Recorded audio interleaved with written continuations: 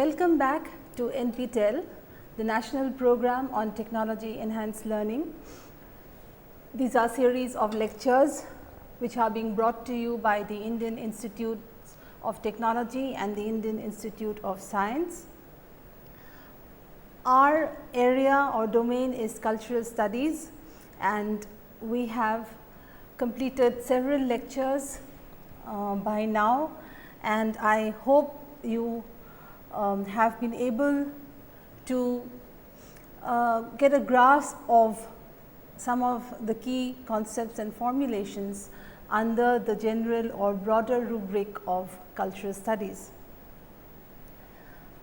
Let us do a recap of the last lecture, which was entitled Ethnicity, Race and Nation.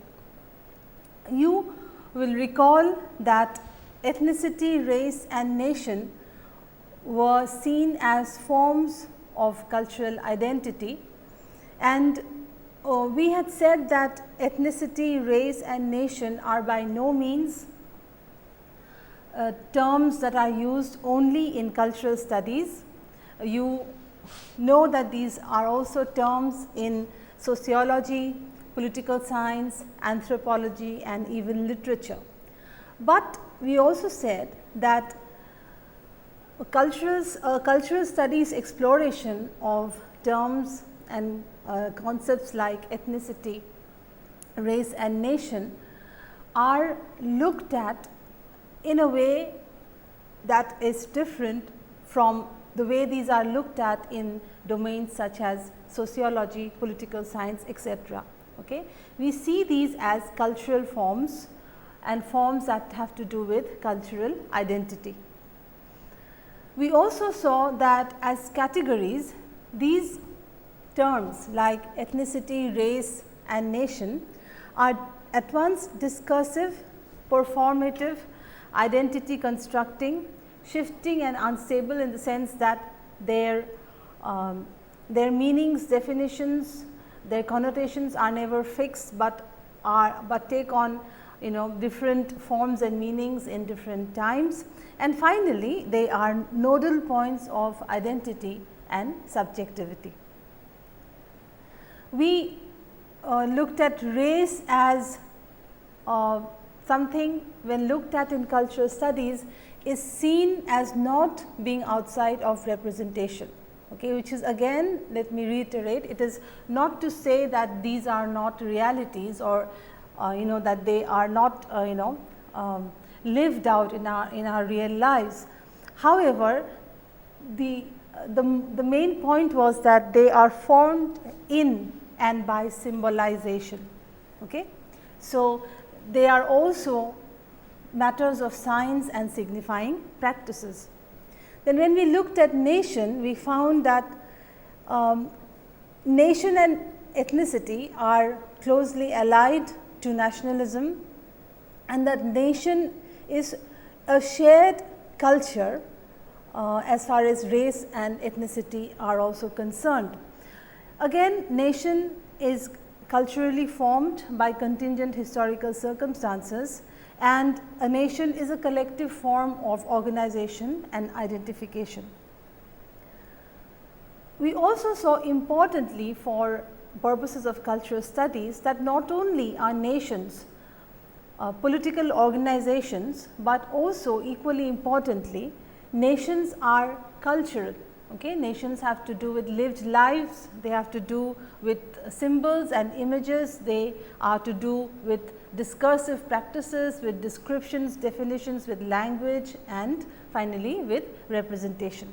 And we could easily say that vis-a-vis other domains or subjects, this is what cultural studies is most concerned with as far as nation or even race and ethnicity are concerned. We also looked very briefly, we just mentioned an important book, Imagined Communities, by the well-known scholar Benedict Anderson, and we made this differentiation. We said that the nation is an imagined community, right, whereas national identity is the narrative of shared origins, symbols and rituals. Fine. So, this was a brief recap of the last lecture, and we now move into lecture 7 in module 3. Module 3, as you know, is entitled Sites, and we have already been through several such sites of cultural studies. That is where all these the terms that we learned, the concepts that we learned in module 2 are applied, okay, and we are trying to see how culture happens in these sites. Okay. So, in this lecture, the site that we are going to look at is globalization. Well, of course, globalization is such a huge topic, and there are so many aspects to it, and surely within the very limited scope of a single lecture, we shall not be able to really unpack the term. Okay. However, I would like to bring to you at least some of the ways in which we can talk about globalization, particularly within a cultural studies framework. As always, let me declare the key source texts in this lecture, and the key source texts are Chris Barker's Cultural Studies Theory and Practice, and another very useful book, The Sage Handbook of Cultural Analysis, edited by Tony Bennett and John Fromm.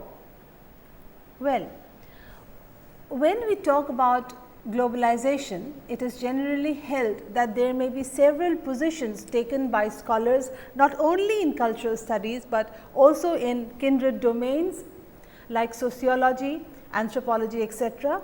And these three positions may be called A. Hyperglobalization, B. Transformationalism, and C. Scepticism. Okay, so, it is really given in one order, as we shall see. Nevertheless, the three positions, as we said, are what? Hyperglobalization, transformationalism, and scepticism. Now, let us look at these very briefly one by one. Hyperglobalization. Now, hyperglobalization is an is an attitude or even scholarly orientation towards globalization, okay, as a cultural, political, economic phenomenon. And this three sort of divisions have been made with respect to the degree, okay, with respect to the degree in which these orientations and the scholars belonging to these orientations look at the way globalization has happened or spread, or the way the extent, so to speak, okay, the extent to which globalization has been able to establish itself. So, hyperglobalization really is a term which is quite self-explanatory, as you will realize. The three ways in which we can describe hyperglobalization are A. the incessant march of globalization. It is looked at, we look at globalization under this particular orientation as something that is sort of that's sort of extending all over the globe, okay, in which we can describe as an incessant march, which is going to, if not now, eventually catch up, okay, with all, or eventually is going to happen in all parts of the globe. Okay. So, we can also, if you look at the slide, call it a globalizing imperative. Now, you know the meaning of imperative, something that which you cannot do without, or something that is bound to happen, or that we are bound to accept. Okay. So, hyperglobalization sees that as if there is a globalizing imperative. Now, there are other terms related, that which are used with imperative. For instance, if in philosophy you will find the categorical imperative, okay, that is a without which not, so almost the categorical imperative of Immanuel Kant. In technology, in studies of science and technology, you also have a term like technological imperative. Okay. So, if you can understand it along similar lines, there is a globalizing imperative under this understanding of globalization as hyperglobalization. And third it implies the impending end of nation states. Okay. So, it is not just globalization, it is hyperglobalization, which is really revealed by words like these. Look at these words: incessant march of globalization, a globalizing imperative, and finally an impending end of nation states, right. So, we get the idea that scholars under this group will see or they look at consider globalization as something that is bound, so to speak, to happen. Now, let us look at the two other ways or orientations of scholars as far as globalization is concerned. The next, as you know, is transformationalism, and under transformationalism, again this word, like hyperglobalization, is quite self-explanatory in the sense that it looks at transformation, okay, of nation states. Here nation states irrevocably are affected or changed by globalization. So, it does not imply that all sort of one nation states are sort of swallowed up by globalization, but there is an acceptance or there is an acknowledgement of the fact that nation states are undergoing transformation or they are changing because of the processes of globalization, and these changes are usually irrevocable. That is, the nation state does not go cannot retrace the steps that have been taken by it owing to globalization, but it also does not really signal what hyperglobalization calls the the impending doom, right, the impending doom of nation states. Okay. So, it suffice it for us to simply remember that there is an acknowledgement of the fact that because of globalization nation states are changing. Finally, again the third way or third orientation of looking at globalization is skepticism, right. Now, under scholars under this framework of skepticism are not ready to accept the fact that either that nation states are irrevocably changed by the globalizing process, nor are they certainly willing to accept that there is an incessant march of globalization, or that there is a globalizing imperative, so to speak, in today's world, as in the way that hyperglobalists would believe. Okay. So, anyway, these are the three ways, and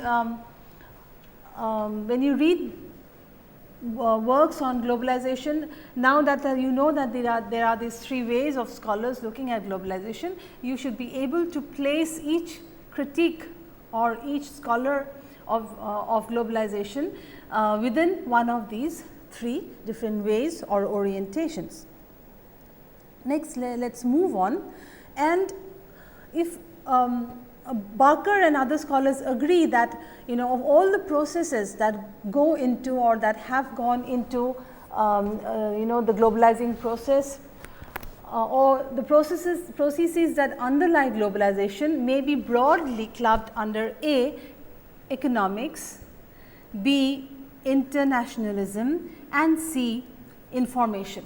Okay. So, they understand, or they say, they acknowledge the fact that economics, economic transaction, okay, economic flows is one very important process, if not the most important process underlying globalization, the spread, first the establishment and then the spread of globalization. Okay.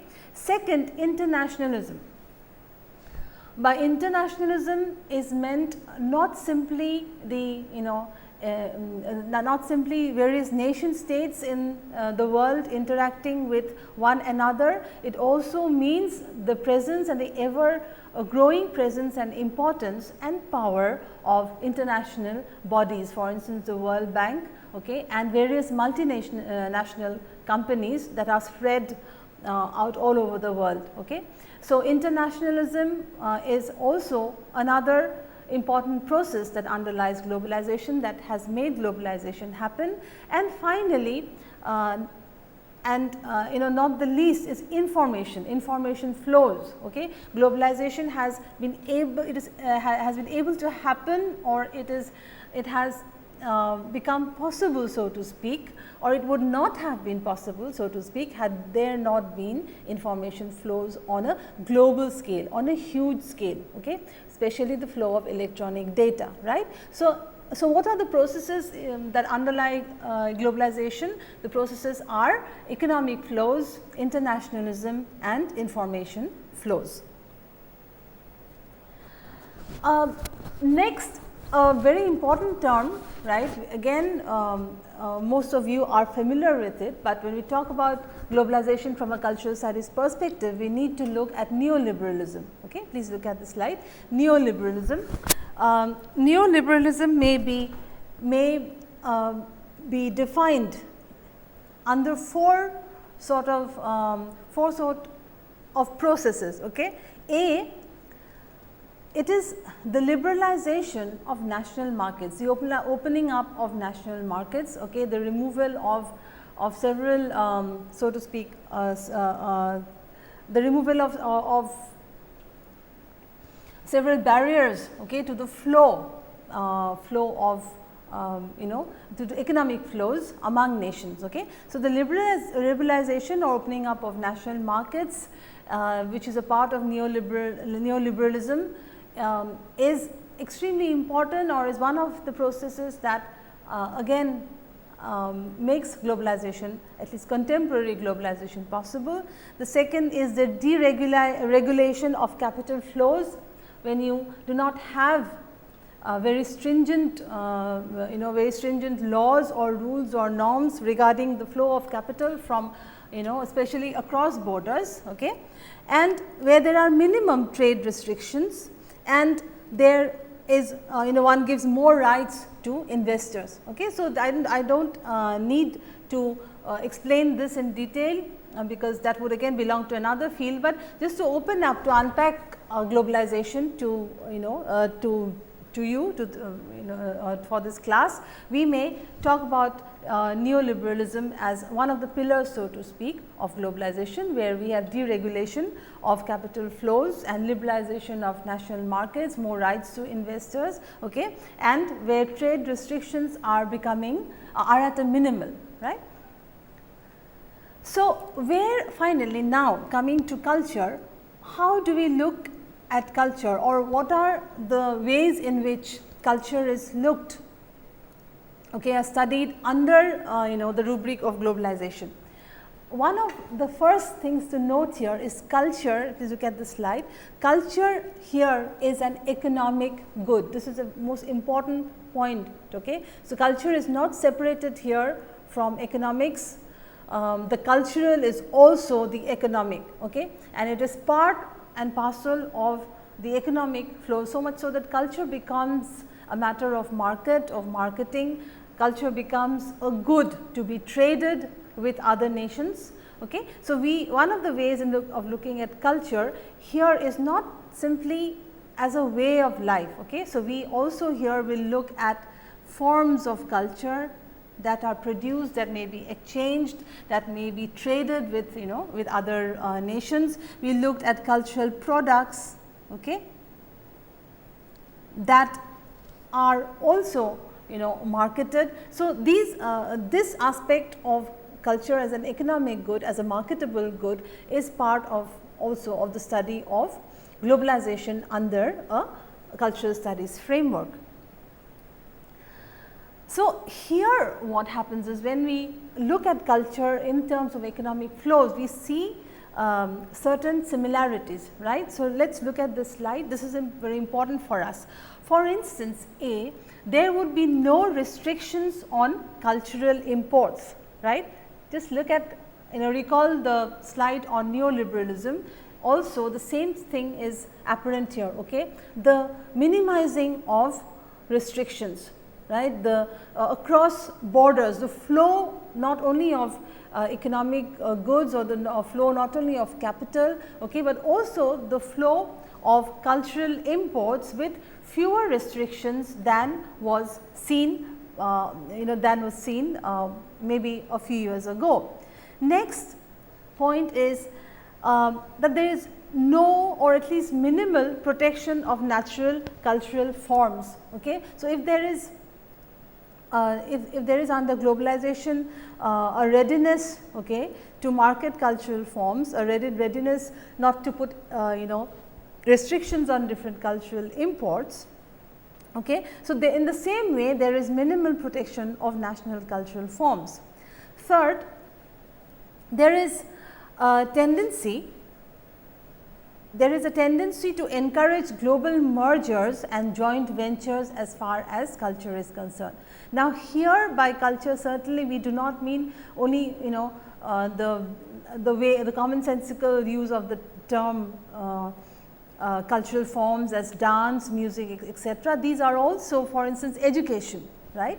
The opening up of the education sector to parties beyond one's national boundaries. Okay. So, the encouragement or encouraging of global mergers and joint ventures as far as different cultural forms and institutions are concerned. Okay. And finally, no or very little cultural autonomy to nations, right. So, this really is the crux of understanding culture, the flow of culture under globalization. What are these? There are no or at least minimal restrictions on cultural imports. There is the encouraging of joint ventures of global mergers for different cultural forms, products and institutions like education, minimal or no protection of national cultural forms and minimal cultural autonomy to nations. Okay. So, you see, along with the flow of economics, along with the flow of information,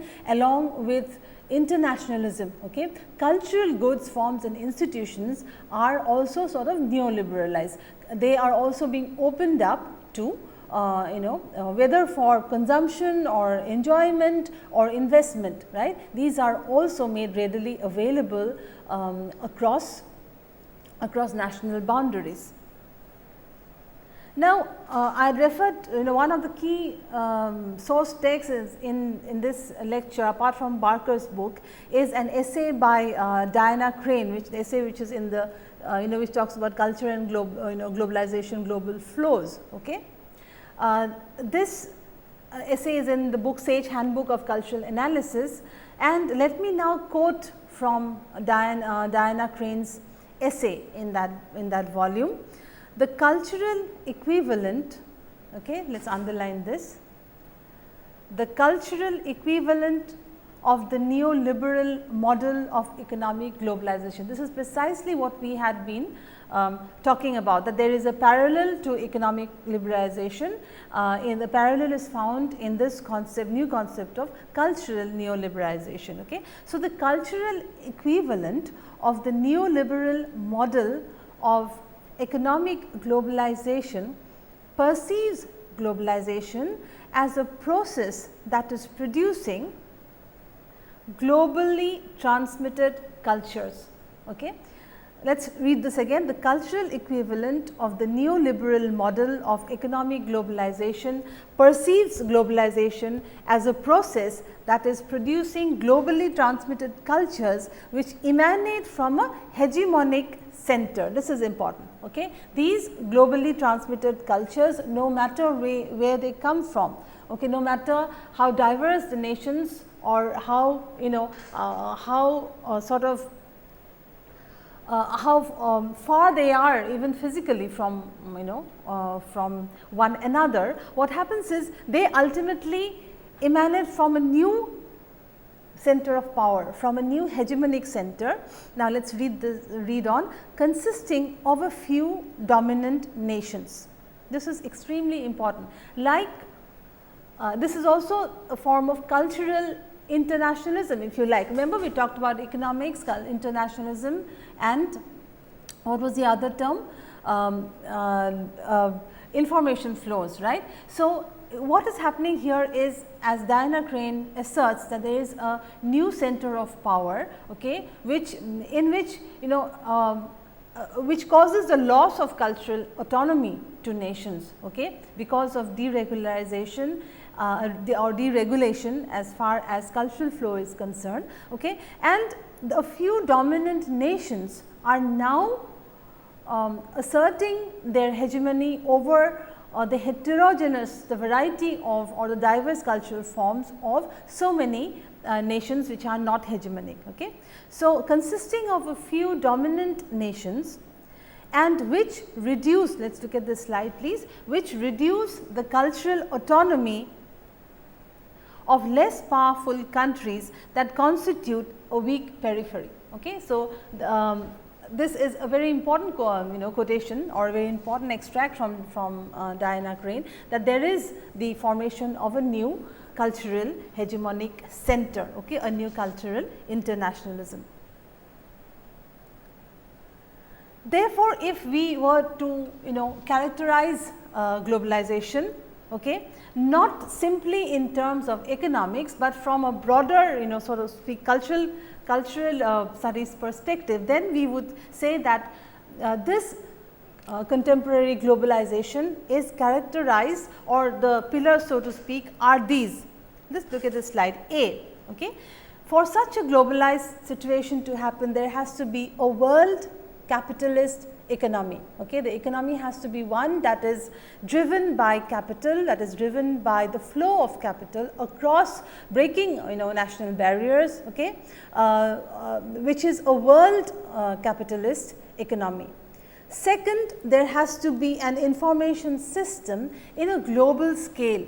Okay, so that information can be derived from almost all parts of the world, okay, and many nations can have access to information, right. Of course, when you look at these first two, the world capitalist economy, the global information system, there is of course the question of access to both capital and information, right, which is such a huge divide, right. So, the third is that there is a nation state system, all right. We are not like the global hyper-globalist saying, or that the nation state has disappeared. Okay. The nation state system is there, but the nation states of different parts of the world are increasingly partaking, right, in the world capitalist economy, the global information system, and are are causing mergers, right, and are enabling mergers, global mergers to happen, which affect all cultural systems, which affect our way of living, our way of life, okay, and which affect all the cultural, or beginning to affect all the cultural institutions. Finally, a world military order. Okay. So, these are the four so to speak pillars on which contemporary globalization stands today, and which from the cultural studies perspective is important, because all of these have have led to the control and to a new hegemony of cultural forms, and a new sort of new center and the new periphery in terms of cultural capital, okay, or in terms of cultural flows like economic flows. Therefore, what is affected here, right?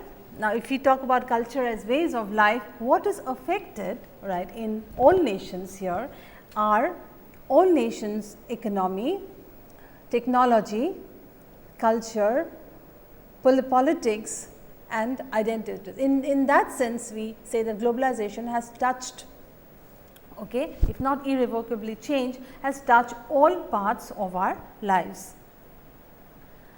Then let us read from here. Globalization, as one of the critics says, globalization is not just therefore not just an economic matter, but is concerned not simply with culture, but also with, again, one of the most important terms in cultural studies. Okay, it is concerned with issues of cultural meaning, right.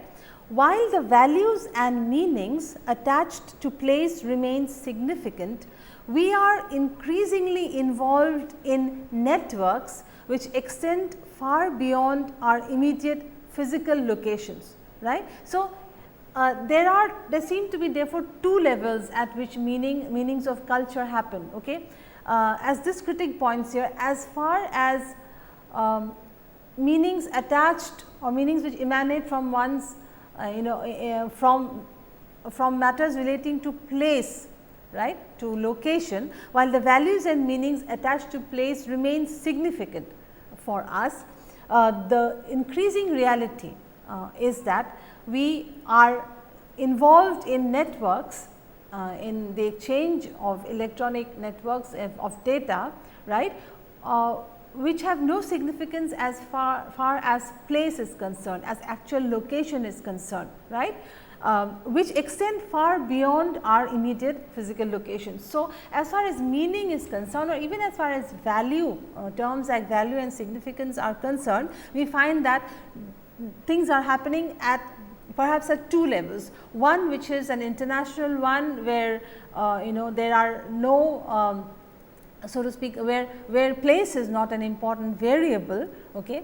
And on the other hand, we have certain meanings that are attached to locations and places. So, there seems to be a dual, a dual level of existence as far as cultural meaning, values and signification are concerned. Fine.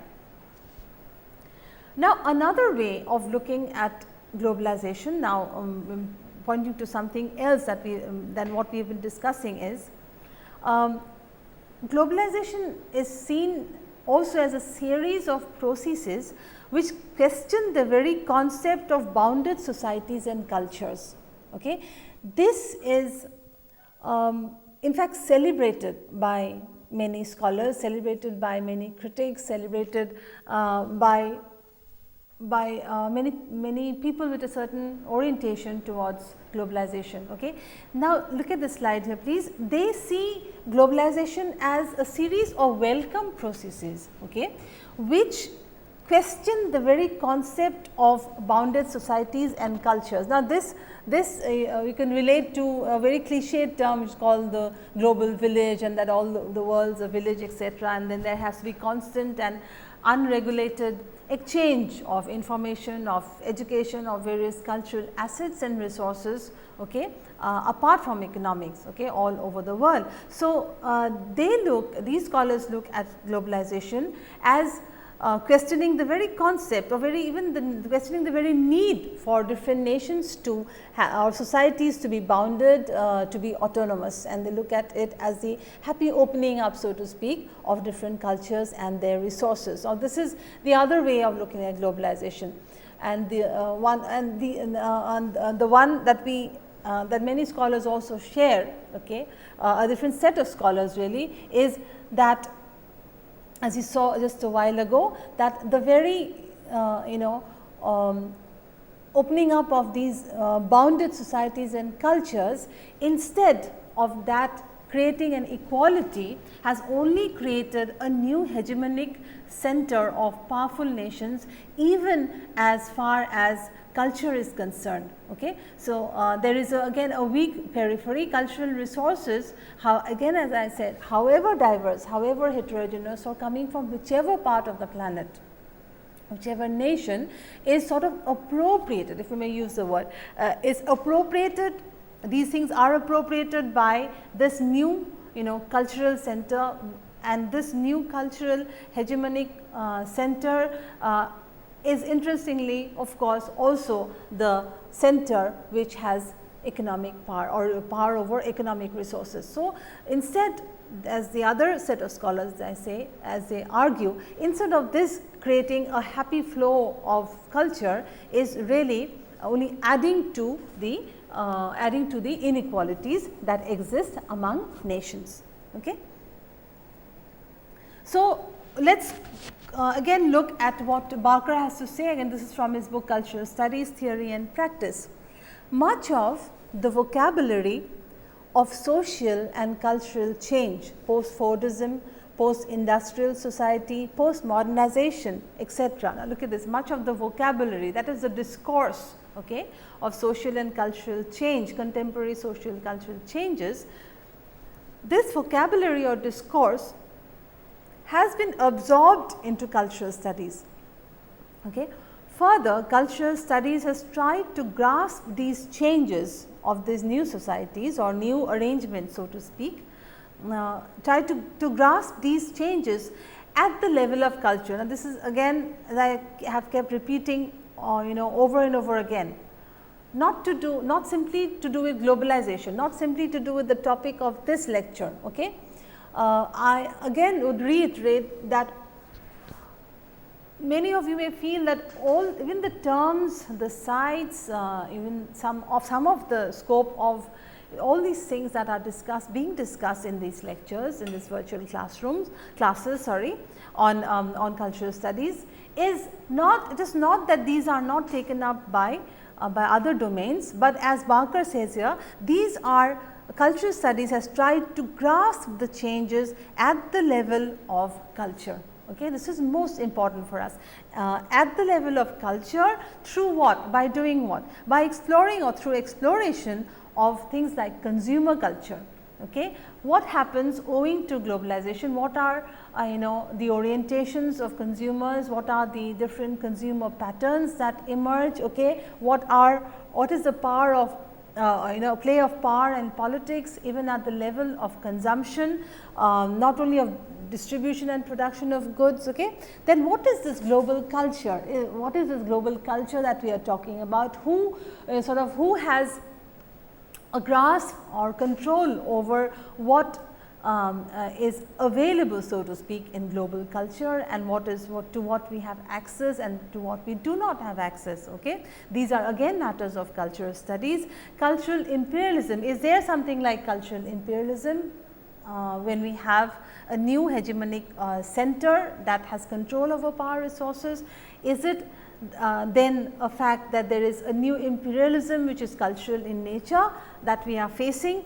Matters of post-coloniality, of post-colonialism, how does then one right sort of answer, or how does one, as somebody put it, how does one write back to this new sort of cultural imperialism, right? What do we protect in our national cultures, and what is supposed to be a healthy internationalism? These are the matters. Okay, these are the matters that are taken up within a cultural studies framework. Fine. Therefore, it is interesting to see that globalization involves a certain paradox. Okay, it seems to involve a certain paradox as far as culture is concerned. And what are these? At one level, there is definitely a compression. Okay, the compression of when all the world, so to speak, is a global village, there is a compression with high accessibility because of internationalism, because of the flow of information. Okay, there is a certain compression of the world, right? So, but even as there is a compression, definitely there is also an opening up, or there is also a widening, right? There is also a widening because of the connections that have been made, because owing to the establishment and owing to the continuing processes, so to speak, of globalization, right? For instance, there are huge connections that are important connections that are made among nations owing to economic flow of capital, owing to information. Okay, so even as we are more connected, even as we are widening up, the important thing to realize also is that there is a compression of the world. So, this is a paradox that is part and parcel of the globalizing process, right. So, in the next slide, we are going to look at, because in this entire course we will be also looking at from time and again I have been quoting from different critics. Time and again I have try to bring you the formulations and articulations of important scholars in this field. Okay. One is, of course, because cultural studies is all about articulation, it's all about discourses, it's all about describing and at the same time critiquing descriptions, right. It's all about discursive activities, right. So, it is very important perhaps even compared to some other areas, other domains, this kind of looking at different articulations and formulations is extremely important in cultural studies, which where discourse plays a most important part. So, we are going to look at one such scholar whose formulations are very important as far as particularly as globalization is concerned, and his name is Arjun Appadurai, and we are going to look at his formulation or his concept of disjunctive flows. Okay. Disjunctive here, the word disjunctive means lacking connection. Okay. You may see these things happening, but there is a certain discreteness or autonomy to them. Okay. So, he talks about contemporary globalization as being characterized by certain flows. Okay, we have come across the term flows. Remember, we saw flows, we saw the importance of economic flows, of cultural flows, of international flows, right, in globalization. He gives us 5 terms here. Now, let us look at these. He says that their contemporary globalization is a series, or there are processes of flows, and he calls them ethnoscapes, technoscapes, financescapes, mediascapes and ideoscapes. Okay. Now, this is the flow of flow of various how should I put it, various aspects of life. For instance, maybe finance, it may be technology, right, it may be the flow of media, it may be the flow of ideologies, okay, and ethnicities, right. The important point to note here is that he calls these flows disjunctive flows, or he terms them flows that need not have any connection, that lack connections among themselves. Okay. Nevertheless, it is to be seen as a series of processes of flows. Then what happens is, because of this, right, let us look at this slide, because of this there are the metaphors that we see here, because of this disjunction. Okay.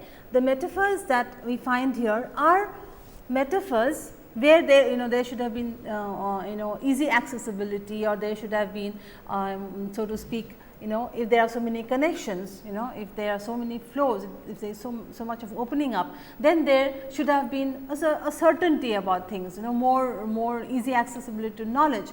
But what happens is that that one kind of discourse about globalization, okay, and perhaps rightly so, has harped on the increasing presence of certain kinds of metaphors, okay, in the discourse. These are metaphors are those of uncertainty, okay, contingency, right, and chaos. This is very important.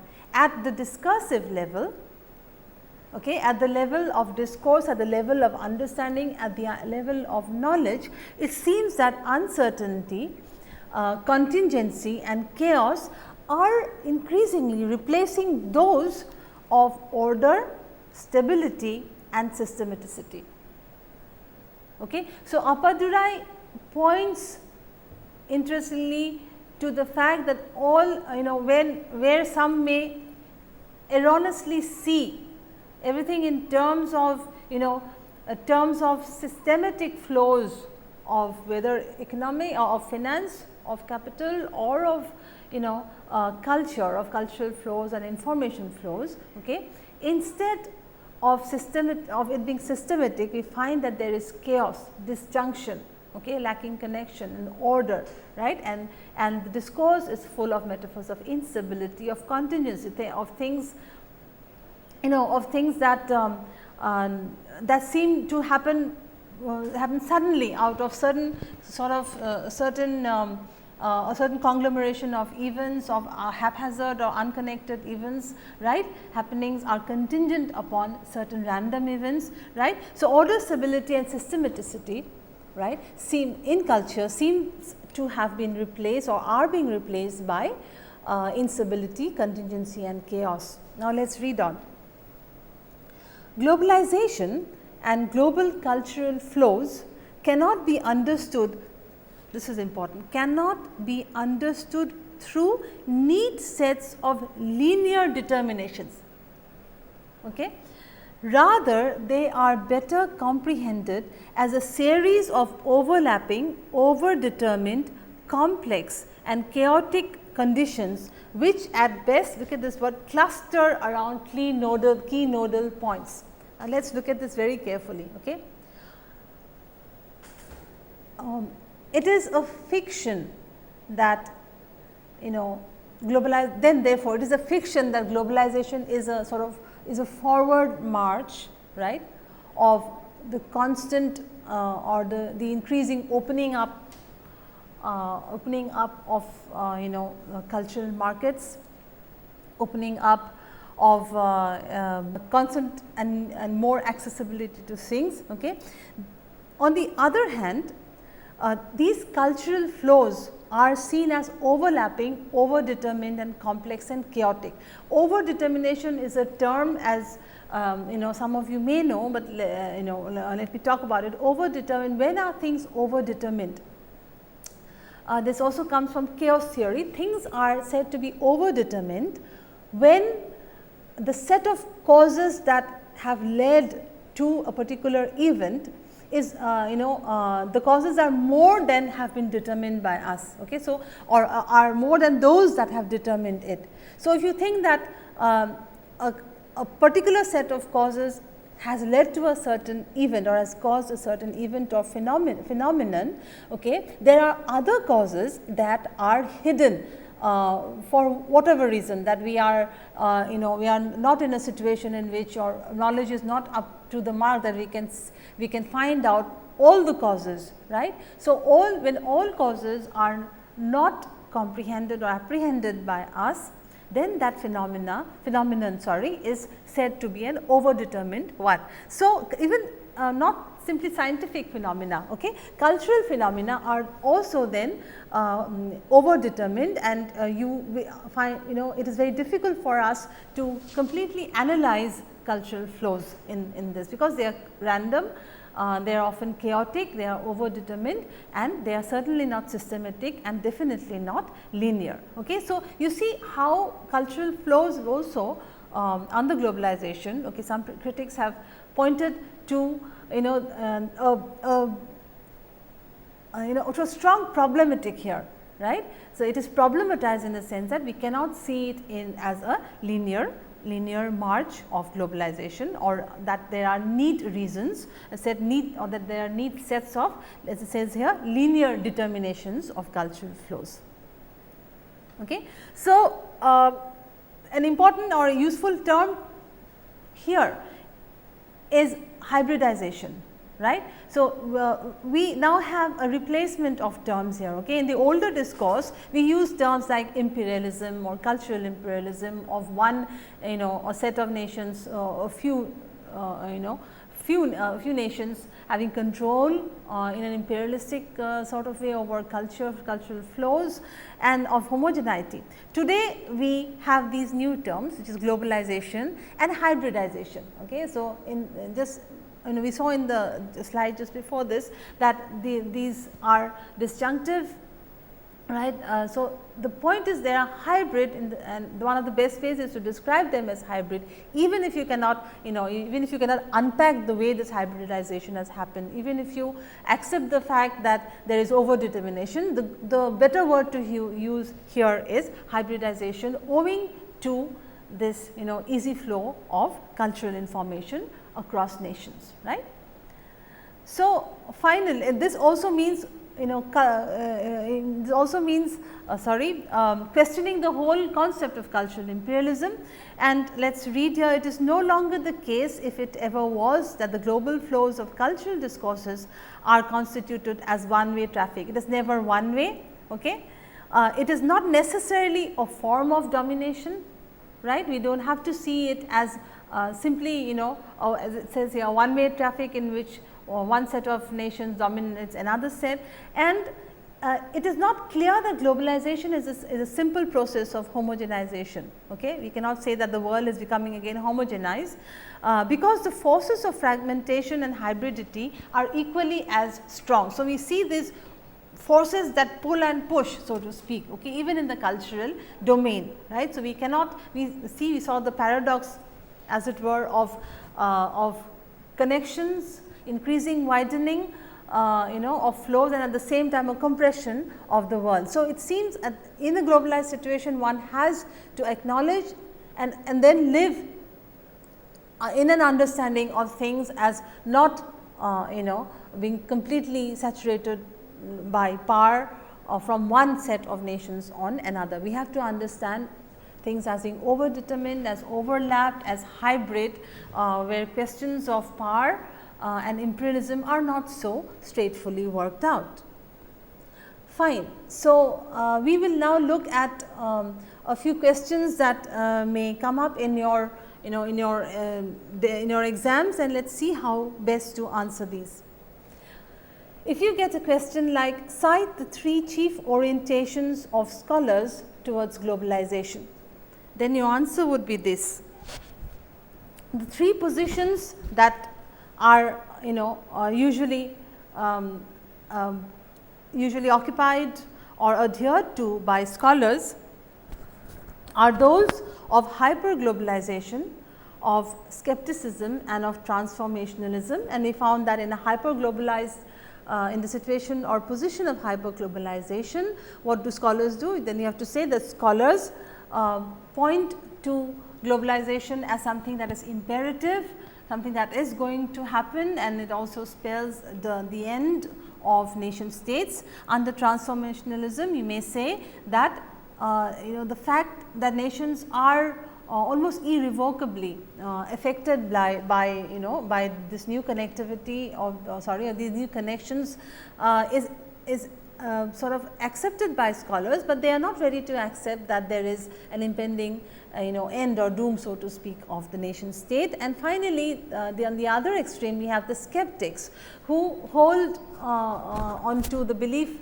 that the nation state is definitely there to stay, okay, and they are very skeptical about what others see as this whole march of globalization spreading to all corners, so to speak, of the world.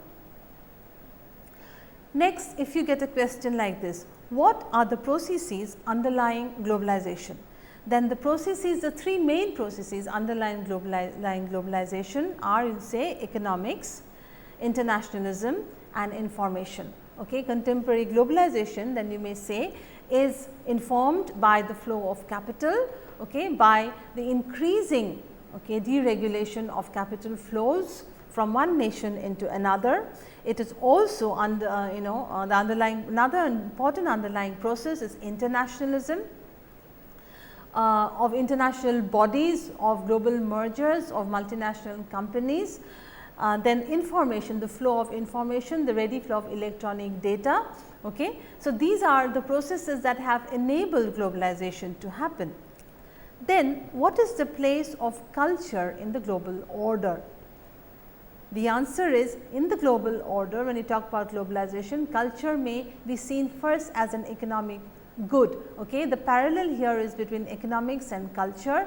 Okay. If there are capital flows, the easy capital flows underlying globalization, in culture, okay, like an economic good, there are also cultural flows where also there is a sort of neoliberalism as far as the flow of cultural goods and resources are concerned. There are increasingly minimal regulations as far as flow of cultural forms is concerned, products is concerned, and also that there is the enabling of global mergers as far as even cultural institutions like education is concerned. Okay, the investment in education across national borders. Okay. So, one cultural form, education, and of course, there are other cultural forms like media, etc., as we saw in the case of Arjun Appadurai's formulations.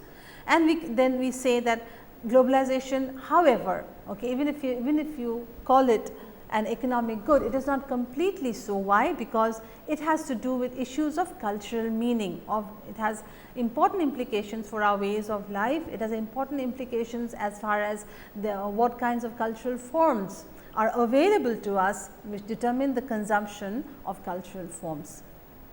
Then another question, what specifically does cultural studies study in globalization? Okay. And we saw that we may say that though globalization is a term that is interdisciplinary in nature, it lends itself definitely to economics, to sociology, to anthropology, to political science, even to literature.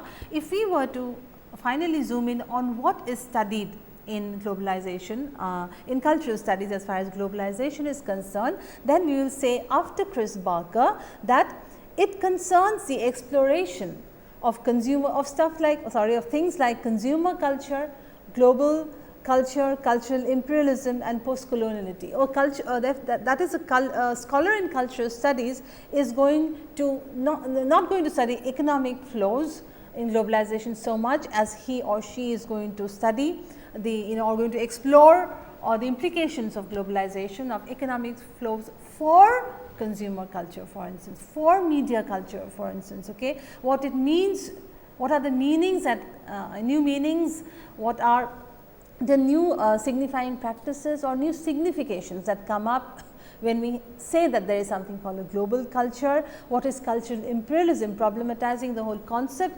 sometimes of cultural imperialism and insisting on hybridity, okay, saying that it is not a one-way traffic. Okay. The things are more hybrid, and power and the flow of power is more hybrid than is excuse me, is usually attested. And finally, how post-colonial nations try and protect perhaps or negotiate their own cultures. So, we come to the final question here, and this refers to the formulation by Arjun Appadurai. If you get a question which does not mention Appadurai, but says something like this: what are the disjunctive flows within globalization? Okay. So, the moment you look at the word disjunctive, then you understand that you have to answer this with the formulations given by Appadurai, and you say that according to the scholar Arjun Appadurai, globalization may or the contemporary situation is one that is informed by disjunctive flows, and that disjunctive flows are basically flows that do not have any any very apparent connection. They are discrete, and these are the different scapes that he calls these ethnoscapes, technoscapes, financescapes, mediascapes and idioscapes. Now, not necessary that these have to show very very apparent or very obvious connections. These are disjunctive in nature. Fine. So, I hope this lecture was useful to you, and definitely there is so much else to talk about as far as globalization is concerned from various perspectives, but it was my what I wanted to do here basically was to show you some aspects of studying globalization within cultural studies, some of the formulations, some of the difficulties, okay, in level, some of the paradoxes that we have seen, okay, as far as talking about globalization within the cultural studies rubric is concerned. Okay. Thank you so much.